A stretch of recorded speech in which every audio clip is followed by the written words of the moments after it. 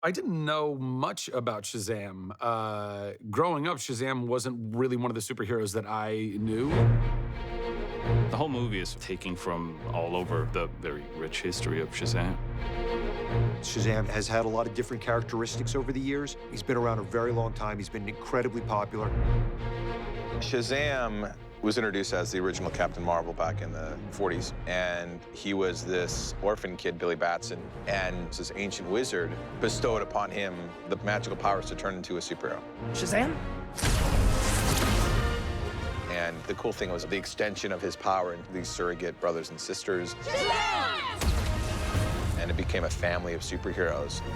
Because these characters had a magic to them and they had a tone to them that very few characters had. That was the reason, I think, why these comics rivaled the sales of even Superman in their heyday. The history of Shazam is long. The comic books were published in the 40s and 50s, and a little bit in the 70s. There was a comic book called Power Shazam by Jerry Ordway in the 90s, and he's had black and white serials. He's had TV shows where he's driving around in a Winnebago in the 70s. He had a cartoon series. And then I reintroduced the character with artist Gary Frank, and we did a new take on Shazam, which is a lot of what inspired the movie. Shazam survived decade after decade after decade because the character inherently has something special inside him. Unlike a lot of other characters, like Superman, who is an alien from another planet, Shazam he's magic. I'm magic.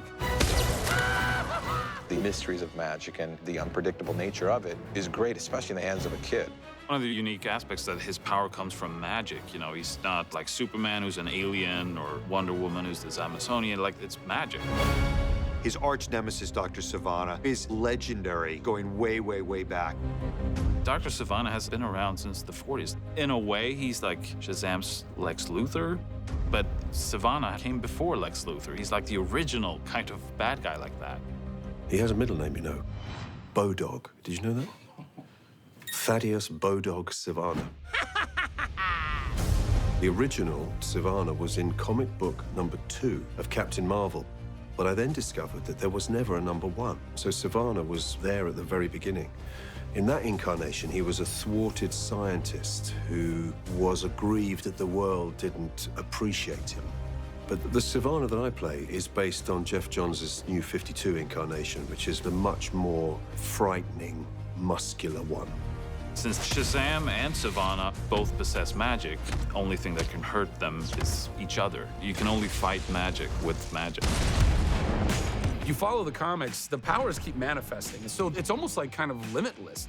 But baseline, the name Shazam actually is an acronym, SHAZAM, which stands for Solomon, Hercules, Atlas, Zeus, Achilles, and Mercury. The wisdom of Solomon, the strength of Hercules, the endurance of Atlas, the power of Zeus, the fighting abilities of Achilles, and the speed of Mercury. Which is just all me, really. It's amazing that I finally found a role that all of me could fit into. So those manifest in different ways. So for example, you know, super speed, super strength, and, you know, fighting abilities, flight, as it turns out. Yes. The ability to kind of wield lightning as well, I think, which is very much in tune with his Zeusitude, if I could be so bold as to call it Zeusitude, and I'm coining that phrase right now. And then also a super suit. That's part of my super abilities, because it is magic. The suit is magic. It magically appears on, and then it magically comes off of me, which is convenient when I need to go to the bathroom.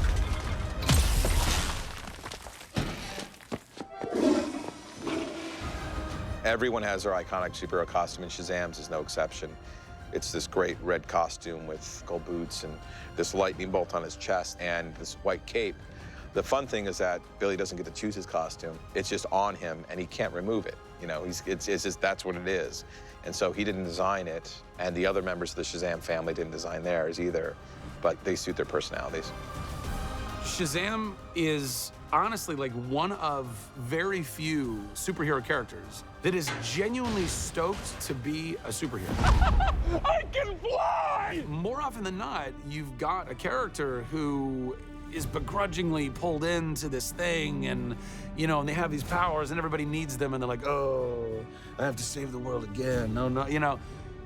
Billy Batson is stoked. He's so excited. Oh, hey, what's up? I'm a superhero. We're staying true to the tone of the character. He's always been a little bit lighter, a little bit more fun, and a little bit more family-centric than any other DC superhero out there.